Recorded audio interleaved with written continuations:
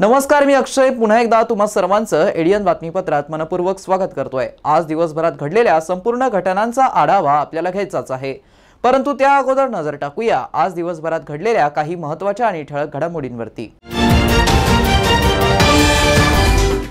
मनपा सार्वत्रिक निवडणुकांसाठी लागेल 1155 मतदान केंद्र। मनपा प्रशासनाने आयोगाला पाठवली माहिती। विधानसभेच्या तुलनेत केली 10% वाढ। तर कुर्बानीसाठी 3 कत्तलखान्यांना सकाळी 8 ते दुपारी 2 वाजेपर्यंतच महानगरपालिका प्रशासनाची परवानगी। आता बघूया सविस्तर बातम्या। आगामी महानगरपालिका सार्वत्रिक निवडणुकांच्या अनुषंगाने 3 दिवसांपूर्वीच महानगरपालिका प्रशासनाने राज्य निवडणूक आयोगाला सविस्तर माहिती सादर केली आहे। यात आयोगाच्या सूचनेनुसार विधानसभा निवडणुकीपेक्षा 10% जास्त मतदान केंद्रांची संख्या गृहीत धरण्यात आली असून त्यानुसार शहरात 1155 मतदान केंद्रे लागणार आहेत। तसेच मतदान यंत्रणांची अंदाजित संख्याही त्यात नमूद केल्याची माहिती समोर येते।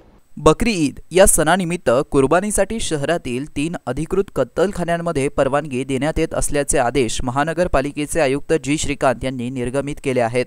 महाराष्ट्र प्रांतिक महानगरपालिका अधिनियम 1949 चे कलम 333 अन्वये हे आदेश जारी केले आहेत। तसेच महाराष्ट्र प्राणी संरक्षण कायदा 1976 अन्वये सुधारित 1995 अन्वये बकरी ईद या सणानिमित्त अधिकृत कत्तलखान्यात सकाळी 8 ते दुपारी 2 या वेळात चालवण्याची परवानगी देण्यात आली आहे। कत्तलखाने व परवानगी खालीलप्रमाणे आहे। शुक्रवारी सकाळी प्रभाग क्रमांक 9 दाऊडी मोहल्ला जमात अंजुमन ए सैफी बोहरा कब्रस्तान दाऊदपुरा पाटीदार भवनच्या मागे जालना रोड। शनिवारी प्रभाग क्रमांक 1 पडेगाव कत्तलखाना मनपा, प्रभाग क्रमांक 3 शहाबाजार कत्तलखाना मनपा वरीलप्रमाणे अधिकृत कत्तलखान्यात परवानगी दिलेल्या कालावधी व्यतिरिक्त अन्यत्र कोठेही उघड्यावर किंवा इतरत्र जनावरांची कत्तल करू नये, उघड्यावर मांस वाहतूक करू नये। विशिष्ट कालावधीकरिता ही परवानगी असली तरी नियमितपणे चालवण्याच्या कत्तलखान्यांचे सर्व नियम, अटी व शर्ती त्यासाठी लागू राहतील, असंही मनपा आयुक्त जी श्रीकांत यांनी आदेशात स्पष्ट केलं आहे। बकरी ईद या सणानिमित्त कुर्बानीसाठी शहरातील 3 अधिकृत कत्तलखान्यांमध्ये परवानगी देण्यात येत असल्याचे आदेश महानगरपालिकेचे आयुक्त जी श्रीकांत यांनी निर्गमित केले आहेत। स्थानिक स्वराज्य संस्थांची निवडणूक 4 महिन्यात घेण्याचे आदेश सर्वोच्च न्यायालयाने दिले आहेत। त्यानुसार आता राज्य निवडणूक आयोगासह शासनानेही निवडणुकीची तयारी सुरू केली आहे। त्याचाच एक भाग म्हणून गेल्या महिन्यात 22 मे रोजी आयोगाने निवडणुकीच्या अनुषंगाने पहिले पत्र महानगरपालिकेला पाठवलं होतं। या 4 मुद्द्यांच्या आधारे आयोगाने माहिती मागवली होती, ज्यामध्ये महानगरपालिकेकडे कंट्रोल युनिट आणि बॅलेट युनिट किती आहेत, स्ट्रॉंग रूम म्हणून वापर करण्यासाठी गोदाम किती आहेत, विधानसभा निवडणुकीच्या वेळी असलेल्या मतदानापेक्षा 10% जास्त मतदार गृहीत धरून निवडणुकीचं नियोजन करणं, त्यानुसार मनुष्यबळासह मतदान केंद्रांची संख्या कळवा, IT वापर करून या निवडणुकांचा फॉर्मॅट कसा तयार करता येईल याबाबत सूचना करण्याचंही पत्रात नमूद आहे। दरम्यान आयोगाच्या या पत्राचा आधार घेत महानगरपालिका प्रशासनाने 1.5 आठवड्यामध्ये संपूर्ण माहिती तयार केली। ही माहिती 3 दिवसांपूर्वीच आयोगाला सादर केली आहे। विधानसभा निवडणुकीमध्ये शहरात 1050 मतदान केंद्रे आहेत। आयोगाच्या सूचनेनुसार त्यात 10% मतवाढ केली आहे। त्यानुसार 1155 मतदान केंद्र लागतील, अशी माहिती प्रशासनानं आयोगाला सादर केलेल्या माहितीमध्ये नमूद केल्याचं सूत्रांनी सांगितलंय। याशिवाय महानगरपालिकेने इतरही मुद्द्यांची सविस्तर माहिती सादर केली असून त्यात बहुप्रभाग असल्यास किती मतदान यंत्र लागतील, नव्याने किती मतदार वाढू शकतात यासह इतर माहिती यात आहे। महानगरपालिकेने आयोगाने सूचना केल्याप्रमाणे सर्व माहिती सविस्तर सादर केली। ही माहिती महानगरपालिकेने यापूर्वी देखील आयोगाला सादर केली होती, असंही सूत्रांकडून सांगण्यात आलंय। आता महानगरपालिकेला नव्या पत्राची प्रतीक्षा असल्याची माहिती समोर येत आहे। काश्मीरमधील पहलगाम हल्ल्यात निष्पाप भारतीय 26 नागरिकांना ठार करणाऱ्या दहशतवाद्यांना सडेतोड उत्तर देऊन पाकिस्तानातील 10 दहशतवादी अड्डे भारतीय सैनिकांनी ऑपरेशन सिंदूर राबवून कायमचे नष्ट केले व दहशतवाद्यांना व पाकिस्तानला धडा शिकवला। ऑपरेशन सिंदूर यशस्वी केलं। या भारतीय सैन्यांचा गौरव करून त्यांना पाठिंबा देऊन सलामी देण्यासाठी Republican party of India Athawale गटाच्या वतीने मंगळवारी भारत जिंदाबाद यात्रा काढण्यात आली। भारतीय सैन्याला पाठिंबा देण्यासाठी त्यांच्या सन्मानार्थ Republican party of India Athawale गटाच्या वतीने देशभर भारत जिंदाबाद यात्रा काढण्यात येत आहे। राष्ट्रीय अध्यक्ष तथा केंद्रीय सामाजिक न्याय राज्यमंत्री रामदास आठवले यांच्या नेतृत्वात देशभर ही भारत जिंदाबाद यात्रा काढण्यात येत असून त्याचाच एक भाग म्हणून 3 जून मंगळवार 2025 रोजी भारत जिंदाबाद यात्रा काढण्यात आली।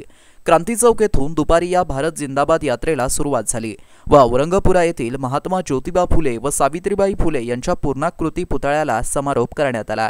यावेळी प्रदेश कार्याध्यक्ष बाबूराव कदम, प्रदेश कार्याध्यक्ष मिलिंद शेळके, दौलत खरात, किशोर थोरात, विजय मगरे, नागराज गायकवाड, बाळकृष्ण इंगळे, लक्ष्मण हिवराळे, राकेश पंडित, राजू प्रधान, अरविंद अवसरमल, भानुदास कीर्तिशाही, रमेश दाभाडे, मनोज रसीन, मुकेश गायकवाड, मधुकर चव्हाण, रवी जावळे, देवराज वीर, सुखदेव सोनवणे यांच्या नेतृत्वात यात्रा काढण्यात आली।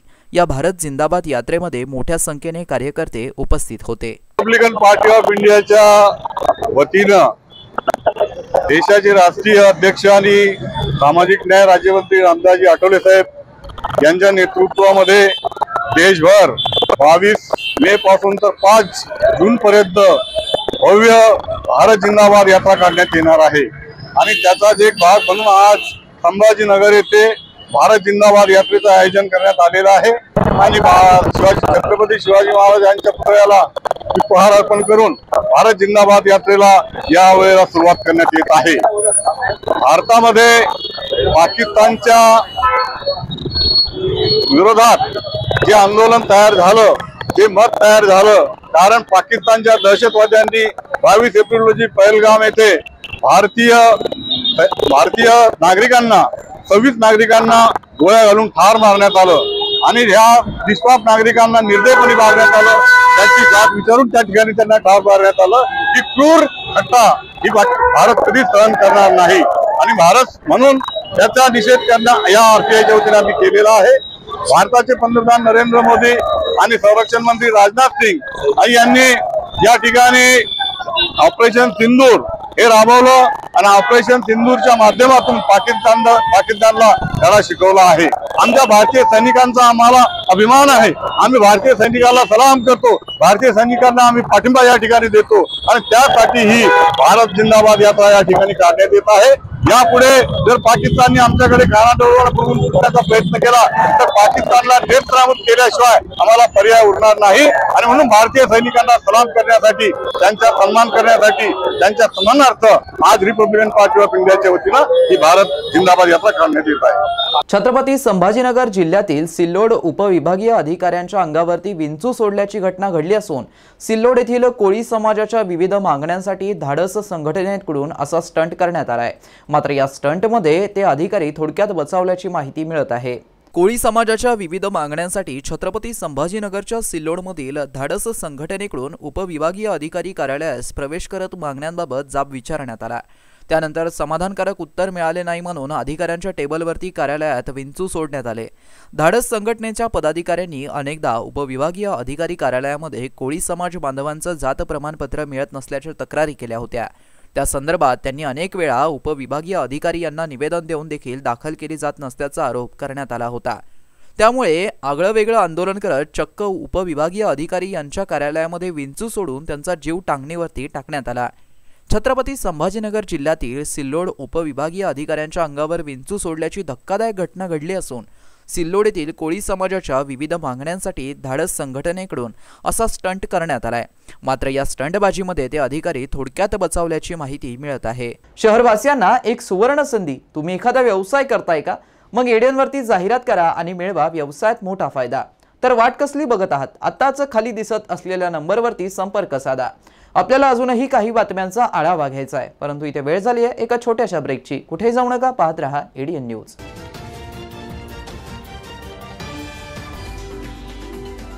अनेकांच्या मनात स्वप्न असते की देशाची सेवा करायची, परंतु काही लोकच योग्य प्रशिक्षण घेऊन ते वास्तवात पूर्ण करतात। वास्तविक सैनिक बनणे सोपं काम नाही, कारण प्रशिक्षणाच्या मैदानापासून ते युद्धाच्या रणांगणापर्यंत प्रत्येक क्षण संघर्षमय असतो.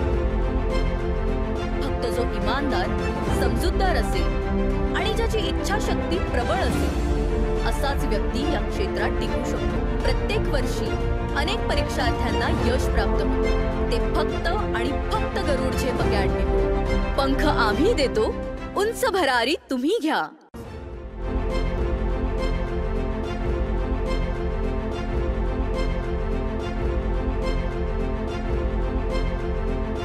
शिक्षण असो किंवा नोकरी, कुठल्याही कामानिमित्त छत्रपती संभाजीनगर येथे येत असाल तर तुमच्या घरगुती जेवणाची चिंता आता मिटली.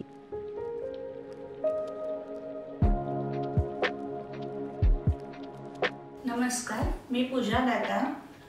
माझं कॉलेजचं शिक्षण पूर्ण झाल्यावर मी काही वर्ष नोकरी केली, काही वर्ष गृहिणी होते आणि नंतर रुचिरा स्वयंपाकघर सुरू केलं.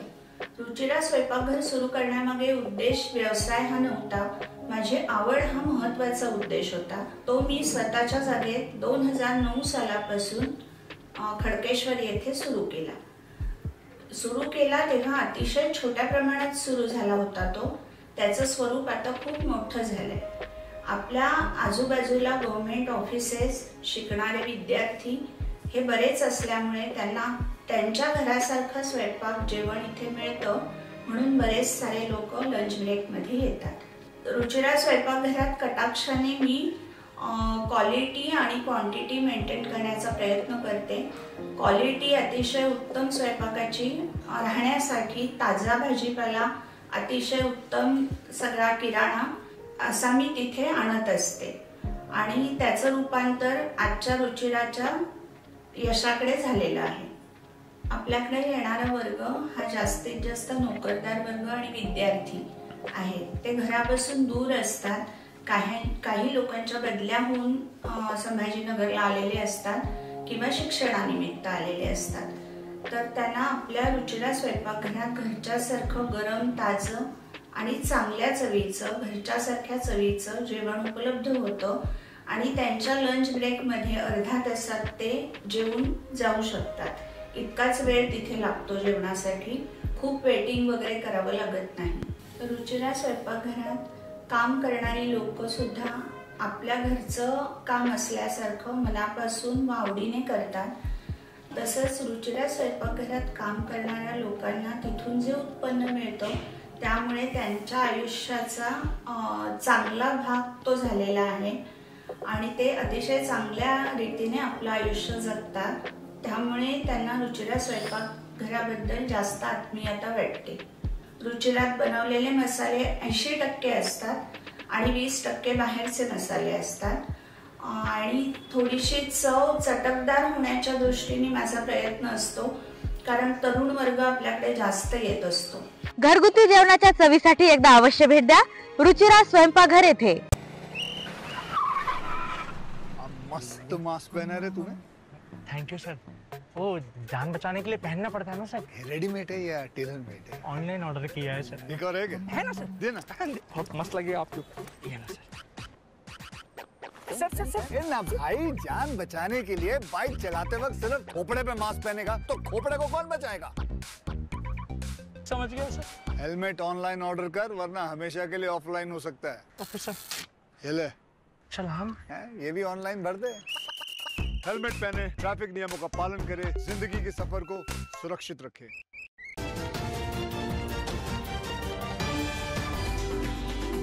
ब्रेकनंतर पुन्हा एकदा स्वागत. आपण बघत आहात एडियन बातमीपत्र. छत्रपती संभाजीनगर शहरातील काही भागामध्ये जबरदस्तीने लावलेले स्मार्ट टीओडी मीटर तातडीने काढून घ्या व इतर ठिकाणी लावू नका. वीज दर कमी करा, लोड शेडिंग बंद करा या मागण्यांसाठी भारतीय कम्युनिस्ट पक्षातर्फे महावितरणच्या जुबली पार्क येथील सहव्यवस्थापकीय संचालक कार्यालयासमोर 4 जून 2025 रोजी सकाळी 10 वाजता पुन्हा निदर्शने करण्यात येणार आहे, अशी माहिती ॲडव्होकेट अभय टाकसाळ यांनी दिली आहे. महाराष्ट्रामध्ये स्मार्ट, ज्याला टीओडी मीटर पण म्हणतात, असे स्मार्ट टीओडी मीटर गुपचूप लावण्याचा प्रकार सुरू झालेला आहे. इथे छत्रपती संभाजीनगर, औरंगाबादमध्ये दादा कॉलनी, कैलासनगर आणि शहरातील इतर काही भागामध्ये गुपचूप स्मार्ट मीटर लावण्यात आलेले आहेत. भारतीय कम्युनिस्ट पक्षाने आता असा निर्णय घेतलेला आहे की प्रत्येक महिन्याच्या पहिल्या बुधवारी सकाळी 10 वाजता जुबली पार्क येथील महावितरणच्या कार्यालयासमोर निदर्शनं करायची आणि म्हणून 4 जून 2025 बुधवार रोजी सकाळी 10 वाजता महावितरणच्या जुबली पार्क कार्यालयासमोर निदर्शनं केली जाणार आहेत. जर तुम्ही घरात बसून राहिलात तर पश्चाताप करण्याची वेळ येणार आहे, कारण हे स्मार्ट मीटर लागले तर तुमचं वीज दर जो आहे तो अनेक पटीनं वाढणार आहे. कैलासनगर दादा कॉलनीमध्ये ज्यांना असे स्मार्ट मीटर लागले त्यांचे वीज बिल वाढून येऊ लागलेले आहेत. सरकार खोटं बोलत आहे. स्मार्ट मीटरवर बंदी आहे, स्मार्ट मीटर लागणार नाही, हे सगळं काही खोटारडेपणा चालू आहे. कैलासनगर, दादा कॉलनी, वाळूज अशा अनेक ठिकाणी गुपचूप स्मार्ट मीटर लावण्यात आलेले आहेत. त्यामुळे भारतीय कम्युनिस्ट पक्षातर्फे आपणा सर्वांना आवाहन करतो की 4 जून 2025 बुधवार रोजी सकाळी 10 वाजता जुबली पार्क येथील महावितरण कार्यालयासमोर सर्वांनी मोठ्या संख्येने हजर राहा. 1 तास आपल्या कष्टाची कमाई वाचवण्यासाठी द्या. केंद्र सरकारच्या माध्यमातून भारतातील नागरिकांवरती कर्ज वाढवण्यात येत असल्याचा आरोप माजी आमदार हर्षवर्धन जाधव यांनी केला असून त्यांनी जारी केलेल्या व्हिडिओच्या माध्यमातून जाधव यांनी भारतीय जनता पक्षावरती खुले आरोप केले आहेत. जय श्रीराम हा व्हिडिओ हा फक्त मोदी भक्तांसाठी आणि त्यांच्या सगळ्या टोळीच म्हणतोय मी त्याला आता, यांच्यासाठी विशेष आहे. भारतीय जनता पक्षासाठी नाही बरं, कारण भारतीय जनता पक्षाची स्थापना वेगळ्या विषयात झाली होती, इकडे वेगळेच विषय चाललेत, म्हणून पहिल्यांदा व्हिडिओच्या हे क्लिअर केलं बरं. मित्र, मी आता गव्हर्नमेंट ऑफ इंडियाचं बजेट पुस्तक घेऊन हातामध्ये बसलेलो आहे. दिसतंय असं की 2025 मध्ये या देशावरती 181 लाख कोटी रुपये कर्ज दिसतंय. मात्र येणाऱ्या वर्षी ते जंप होऊन 196 लाख कोटी रुपये होणार असं गव्हर्नमेंट ऑफ इंडियाच्या बजेटमध्ये लिहिलंय. म्हणजे 15 लाख कोटी आपलं कर्ज वाढणार आहे. बरं, मग 15 लाख कोटी कर्ज वाढणार आहे तर मग नैसर्गिकरित्या उत्पन्नही वाढलं पाहिजे. नाही तर कर्ज वाढत गेलं आणि उत्पन्न कमी होत गेलं तर काय करणार. आणि आता उत्पन्नाच्या फिगर तुम्हाला सांगतो, 34,67,000 कोटी रुपये आणि काही पैसेवरती हे या 24-25चं उत्पन्न यांनी दाखवले गव्हर्नमेंट ऑफ इंडियाच्या बजेट बुकमध्ये. ते प्रत्यक्षात किती आले आपल्याला माहित नाहीये, पण येणाऱ्या वर्षी त्यांनी असं सांगितलंय की 34,11,000 कोटीच उत्पन्न होणार आहे. म्हणजे सरळ 56,000 कोटी रुपये कमी मिळणार आहेत शासनाला, असं शासन स्वतः लिहून देतंय. हा काय गोंधळ चाललाय सगळा. बर, एवढंच नाही, आपण कर किती भरतोय मित्र, जवळपास 67% आपण कर भरतोय. जीएसटी झालं, इन्कम टॅक्स झालं, अमका टॅक्स, ढमका टॅक्स, उपकर, ह्याव त्याव, म्हणजे 67% कर आपण भरतोय. आणि एवढंच नाही तर आपण कर्ज 24% आपले कर्ज आपल्यावरती जे बसतंय, ही जी मगाशी फिगर सांगितली, 24% पैसे कर्जात न येतात, ज्याच्यामधनं फक्त 7% बाहेरच्या लोकांचे आणि बाकीचे सगळे इंडियन्सचेच आहेत, आपलेच कर्ज आहेत. म्हणजे आपलं प्रोव्हिडंट फंड, आपले बॉन्ड. म्हणजे उद्या देश बुडाला तर दोन्ही बाजूने आपण बुडणार आहे. देशही बुडणार आणि आपले बॉन्डही बुडणार आहेत. साफ होऊन जाईल देश. ही परिस्थिती आहे. म्हणजे कर्जाच्या वरती 24%ची जी रक्कम आहे ती वाढणार आहे उद्या. आणि म्हणून प्रत्यक्षरित्या फक्त 90% म्हणजे 67 आणि 24 जर तुम्ही बघितलं तर 91% रक्कम ही अशी येते आणि फक्त 90% रक्कम ही रक्कम इतर स्रोतातून येते आहे. आणि म्हणून या सगळ्या पार्श्वभूमीवरती एक गोष्ट स्पष्ट आहे की या देशाला सावरायचं असेल तर आपल्याला 3 गोष्टी कराव्या लागणार आहेत.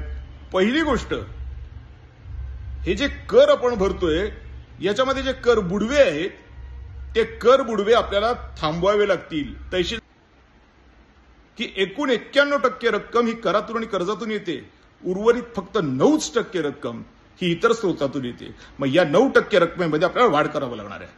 आज राज्यातले टॉप पातळीचे अधिकारी या कामाला लागलेत, का त्याच्या लक्षात आले की आता काय बरोबर होणार नाही, काहीतरी करा आणि काहीतरी करा. त्यांना मी त्यांचं सोल्युशन दिलंय.